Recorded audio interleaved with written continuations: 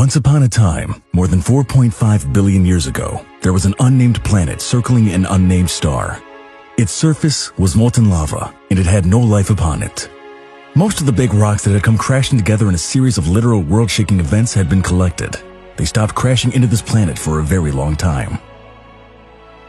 It began to cool and form a solid surface. Then about 3.9 billion years ago, it experienced another wave of collisions, which we have named the Late Heavy Bombardment. If you haven't guessed, that planet's name would eventually become Earth. This wasn't some trivial meteor shower, however. It was a continual barrage of thousands of objects per day, and not just rocks, but cometary bodies. So we got a lot of water and other useful elements like nitrogen. Aside from the oxygen that was bound up in the water, there wasn't much of it around in the environment. Our early atmosphere would have been completely toxic to most current forms of life on our planet. Nevertheless, some chemical process started to take hold and to create little collections of chemicals that were enhanced by the presence of other substances. These substances weren't required, but made it more efficient. Those were called catalysts. Chemistry can be thought of as a crowd of people that each want to tie a shoe, but they're only allowed to do it one at a time while standing on one foot and holding the other shoe up in the air close enough to reach it with their hands. It's awkward, slow, and that idea is fairly representative of chemical processes. Give that same crowd a chair, and suddenly the process of shoe tying becomes incredibly quick. The chair itself isn't changed by helping these other reactions and can be used over and over again. The chair provides an ideal surface for the action to take place. When chemicals find ideal situations to react, they clump together, making more complex molecules. In the presence of ultraviolet radiation from the sun, providing a good deal of energy, they can also accomplish these reactions much more quickly. Almost everything that speeds up the reaction is considered an advantage, and so they come together in even larger collections.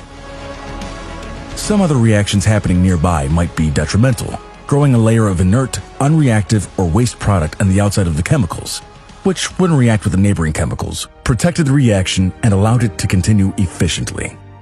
This was how the first cell walls evolved. This process continued until simple viruses evolved. They were really chemical packets with a cell wall that weren't alive.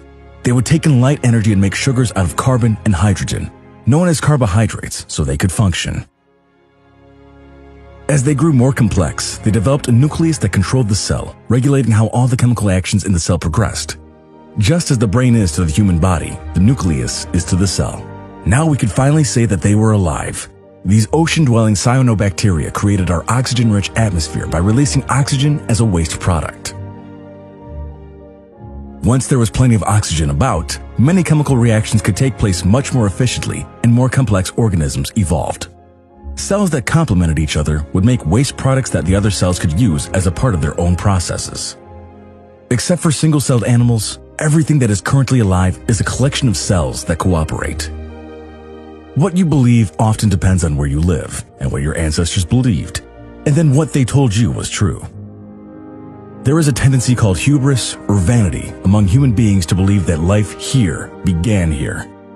It's easy to imagine a little pool of slime sitting somewhere on our planet with precisely the correct collection of chemicals, precisely the correct amount of interstellar radiation and ultraviolet light, a nearby lightning strike for extra energy, and all sorts of other coincidences necessary for the evolution of life.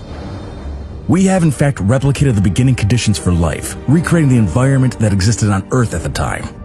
This resulted in the creation of early protochemicals such as RNA or ribonucleic acid, which is needed before DNA or deoxyribonucleic acid can exist, which is the blueprint for every living thing on Earth.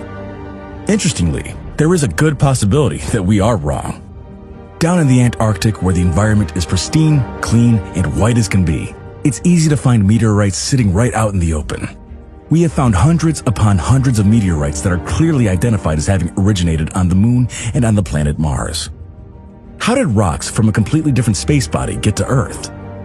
When a high-speed meteorite crashes into the surface of a planet, particularly a small one, with low gravity and little atmosphere, it's fairly easy to launch fragments into the sky.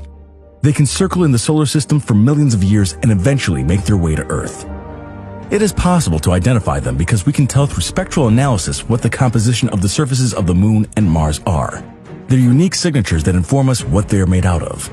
The composition of the lunar surface was confirmed, of course, when the Apollo landers picked up collections of rock and brought them back to Earth in the 1960s and 1970s so we could examine their chemistry. The composition of Mars's rocks and soil has been confirmed by the numerous robots we have wandering its surface, doing geophysical examinations. There are also a number of satellites circling that planet, studying it in more detail than ever before. Mars may have had life long before Earth ever did. The planet Mars being smaller and further from the sun would have cooled more quickly, and there is clear evidence that there was plenty of water on that planet billions of years ago. Before it cooled completely, it had a magnetic field like the Earth, which would have protected its atmosphere for millions of years. During that time, there is a distinct possibility that life could have arisen. Granted, it would have been a very simple form of life, but we know that viruses and bacteria are hardy enough to travel through space in a state of super hibernation, where all body functions shut down completely until the cell encounters water again, whereupon it resumes its interrupted activity. Trapped within a rock that was ejected into space, it could very well have made the journey from Mars to an otherwise sterile Earth, and being the cause of all life on this planet.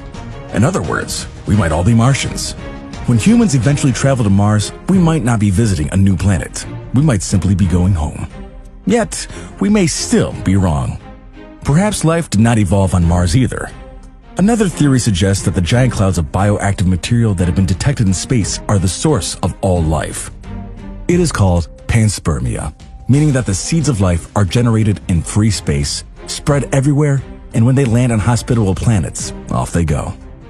The basic blueprint of life might be surprisingly consistent throughout the galaxy, or possibly the universe. If there is something we can take away from all this, it might be something that the famed astronomer Carl Sagan once said: "We are all made of star stuff." Literal elements that were created in the hearts of dying stars, and then exploded into the universe when they died.